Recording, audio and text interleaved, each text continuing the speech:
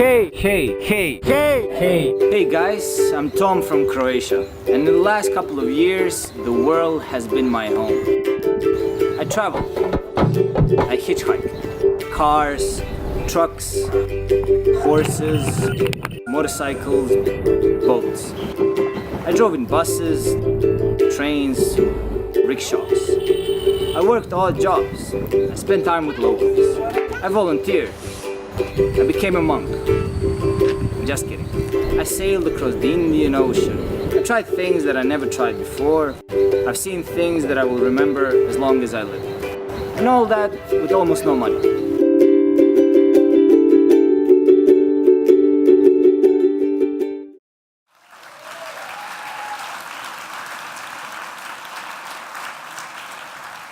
That's pretty much it, actually. Thank you very much. No, most of the people, when they see this video, they react with, wow, I wish I could travel like that. And the thing is, most of us actually can. Before I started traveling, as Andrew said, I was a stockbroker working 9 to 5. I had a lot of money. And then the crash came, 2008. I lost my job, I lost the money, and I lost the meaning. At that time, I discovered one website called Couchsurfing. I don't know how many of you guys heard about Couchsurfing? Okay, how many of you haven't heard about Couchsurfing? Okay, for you guys, it's an internet website that allows you to host travelers in your own home, and at the same time, it allows you to stay in other people's homes while you're traveling yourself. When I was hosting people in my apartment, over 150 of them, by listening to their stories and seeing a spark in their eyes, my thought was, wow, I wish I could travel like that. But I was afraid. The world is a very dangerous place, at least according to the media, our education, our family, church, and so on. I was afraid of leaving my comfort zone and going by myself into the unknown world. And I was also afraid of not having any money. And then the people that I hosted in my apartment told me two amazing things. First of all, you don't have to be brave to travel. You just have to have a little bit of courage to start, to leave. And the other thing they told me is that you don't have to be rich to travel.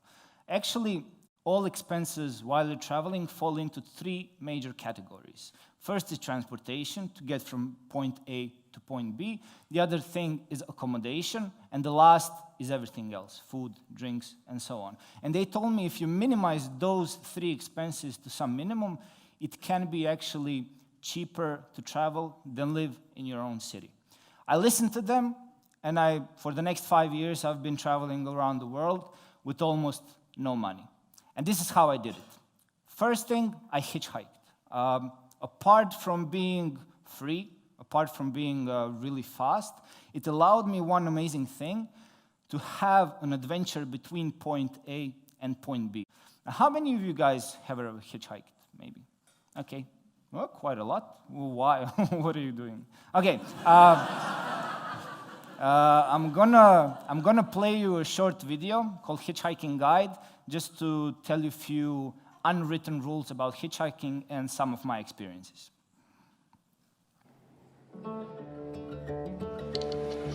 When it comes to hitchhiking, everything is about using common sense. First, to start, you have to get out of the cities or villages or wherever you live and start hitchhiking. So you have to be on the right road and going the right direction, and it's really basic thing. Lesson number 2, stick up your thumb. Probably most of you have it, so just do this. I've been searching. Hitchhiking lesson number 36.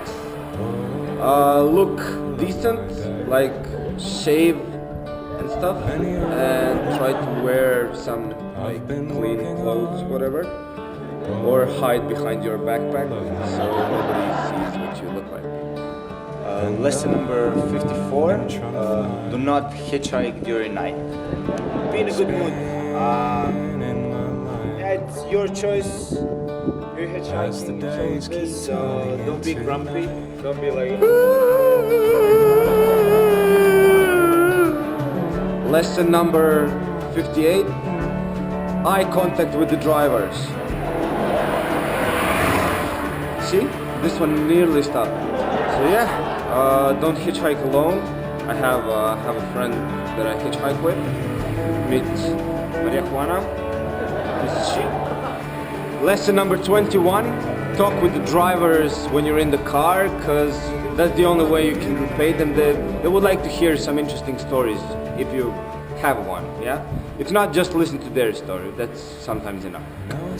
Lesson number 9, fasten your seatbelt if you have one. Hitchhiking lesson number 62. When the driver is asleep, take over. Be always happy, you know, like you're hitchhiking, it's your choice, and you want to sometimes look around. Be patient, and don't expect people will stop, because you'll be wrong in 99.74% of cases. But no matter how long you wait, the right ride will come. So that's the ultimate hitchhiking rule, and that's all you have to know, man. There are no rules, actually. All the rules. So yeah, go out there, enjoy your life, and challenge yourself, eh? Feels alright. Now even breathing feels alright. Yes, even breathing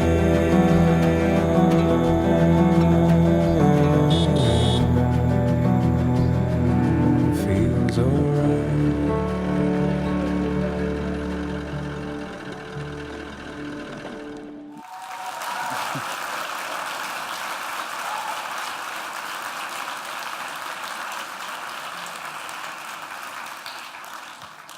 Thank you. There are other alternatives to transportation. One of them is walking. You guys know what that is. How many of you guys have walked? So you just take your backpack and hit the road. Another way is cycling. It's not maybe completely free because you have to buy the bicycle and eventually fix it, but it's much more cheaper than the conventional method of transportation. And the last one is actually working in exchange for transportation. I did this when I was sailing across the Indian Ocean from Australia to Africa. And I didn't have to pay for the ride. I just needed to do some work on the boat, like do some night watches, cooking, and stuff like that. When it comes to accommodation, most of the time I use couch surfing because I had a lot of experience. I had a lot of these positive references on the website and so on. And what I like about couch surfing the most is not only because it's free, it allows you to have a different perspective of the destination. You're not destined to stay in your hotel room or take the tourist tours. You just hang out with your host. He takes you on places that you would probably never visit by yourself. But also there are some other alternatives. One of them is camping. You have your tent, so you can sleep almost everywhere you want. In the big cities, I usually slept in parks, just have my sleeping bag and my mattress. And the last one, when it comes to accommodation, is volunteering. There are a lot of opportunities all around the world that offer you to work in exchange for accommodation, sometimes even food. So you get to sleep in beautiful rooms like this. When it comes to all the other expenses, one of them is food. In rich cities, in rich countries, I usually buy food in supermarkets, which is the cheapest way, and just eat on the street. You can also cook with your host, which can be pretty unique experience, to say the least. These are Germans, actually. Yeah. Sorry. But it was pretty delicious, to say the least, and one of the cheapest. Yeah. Another thing is dumpster diving. Maybe over 40 to 50% of the food that is being produced is being thrown away. And a lot of people have a problem with that, so they go to supermarket bins after the closing hours and just take all the food that is not going to be sold day after. And when it comes to drinks, booze, the usual, try to avoid the bars and the restaurant and drink in parks. This is how you can travel really, really cheaply. But one other thing when it comes to traveling is that you can earn money while you're traveling. How to do that? I did it a couple of times. One of them is busking, playing the guitar on the street. I'm not a musician. I know like probably 4 or 5 chords and 4 songs. So it's like repeat all, you know, like people are passing by, so they're like, they don't really know. But the most important thing is to have a story. I always had my small carton board, which I wrote, actually somebody else wrote in a local language, where I'm from, what I'm doing there, what's my story. And I think that's what people donated a little bit of money, some sandwiches, sodas, and so on. You won't earn a lot of money by doing this, but it can get you through the day. One other way is to write. You can write a blog, open up a Facebook page. After a while, you can maybe write a book, and so on.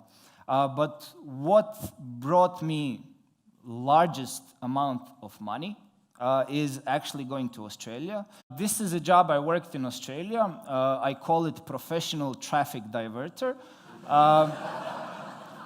It's a very hard job, as you can see. You tell people, please go this way, not this way. I mean, if they're blind, you know. Yeah. So for this, I was getting paid $20 an hour. I am sorry. I know you hate me and all that, but oh well. Plus, I had food and accommodation included. No, I know. And actually, one information. This was on my round the world trip. It took me 13 days of working at this job to pay off 8 months of traveling from Croatia through the entire Asia, reaching Australia. So 13 days of work in exchange for 8 months of traveling. So, what have I learned on all these trips? Have I found the meaning of life and so on? That's what my mom asked me, like, oh, you know, we were really scared for all these years, but was it worth it? And my answer is always definitely yes. I've learned a lot of things. Most of them are just like some personal nature things, so I won't be talking about that. But I also learned some general truths, so to speak. I learned not to trust media and all their horror stories. I learned that we should preserve our earth, like it's the only one we have, and the only one with chocolate, right? I learned to tear down my prejudices. That was probably one of the most important things. I've learned that all the people around the world, no matter how much we try to point out the differences between the cultures, races, religions, and so on, we're all actually basically the same. I have a short story about these prejudices that I encountered while I was traveling. When I was leaving Croatia and heading on my round-the-world trip, everybody was telling me, be careful. It's very dangerous, you know, you're going to hitchhike, you're going to sleep in other people's homes and stuff like that. In Croatia, it's still okay to travel, you know, but as soon as you cross the border, enter into Serbia, you know what Serbians are like, you know? Be very, very careful, somebody might kill you. And I'm like, okay, thank you for the warning. And I crossed the border, enter into Serbia, amazing adventures, amazing people I met, people picking me up, taking me out, sleeping in their homes, really, really amazing experiences. And I was leaving Serbia, heading to Bulgaria. I was driving with one driver, and I'm telling him that story, like how Croatians were warning me about Serbians. And he's like, brother, you know, that's complete nonsense. Croatians and Serbians, we're all brothers. But Bulgarians, when you cross the border, enter into Bulgaria, you know what Bulgarians are like. A lot of gypsies, man, you know. Be very careful, somebody might kill you. And I entered Bulgaria, the same story all over again. Amazing experiences, people were just extremely friendly. And then I was driving with one truck driver going towards Turkey, and I was telling him the same story, like how Croatians warned me about Serbians, Serbians about Bulgarians. And he's like, brother, you know, that's complete nonsense. You know, Croatians, Serbians, Bulgarians, we're all Balkan brothers. But Turkish people, oh my God. You know what Turkish people are like, you know, very dangerous, somebody might kill you. Turkish people warn me about Kurdish people about Iranis about Pakistanis about Indians. Indians didn't warn me about anyone. I don't know. It's like the last frontier or something. Beats me.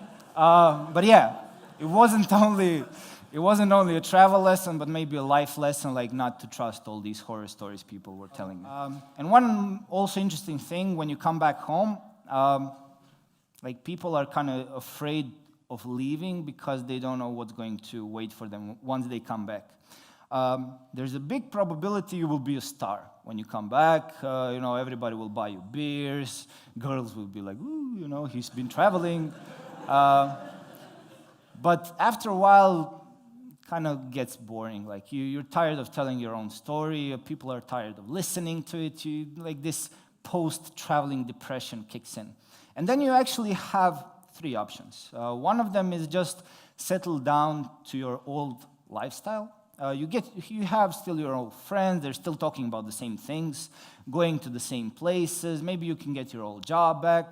And after a while, it's okay. You feel safe. You're living there. But kind of miss that guy who's been traveling, who's been having this intensity wherever he goes. The second option is to take your backpack, say, like, I cannot live here, and just head back to the road. And you will have that intensity. You will meet amazing people, have adventures every single day. But after a while, you will miss something. You will miss belonging to a story. Your friendships will be intense, but they will be short-lasting. Your relationships will last as long as your visa for a certain country does. You will miss having a home. And the third option is actually the balance of these two. So stay in one place, but still don't lose that intensity. Walk in the streets you've never walked before. Start talking with random people on the street. Get a new hobby, find a new job, maybe write a book, give a TEDx conference talk, like all sorts of things. So, is it for everyone, this type of traveling? I don't think so. With all the amazing things that this kind of traveling can bring to you, there are also downsides. It's a big chance that you will be lonely, that you will be hungry, that you will be sick, that you will be homesick, but it all comes down to your gut feeling. If after all these ideas and all these knowledges, you still have that, wow, I wish I could travel like this, then you should definitely do it. Then you should forget about your fears, disregard the fact that you're broke, and just leave, head to the road. Because like that famous quote says, in 20 years from now on, you will be more disappointed by the things you didn't do than by the things you did do. Thank you very much.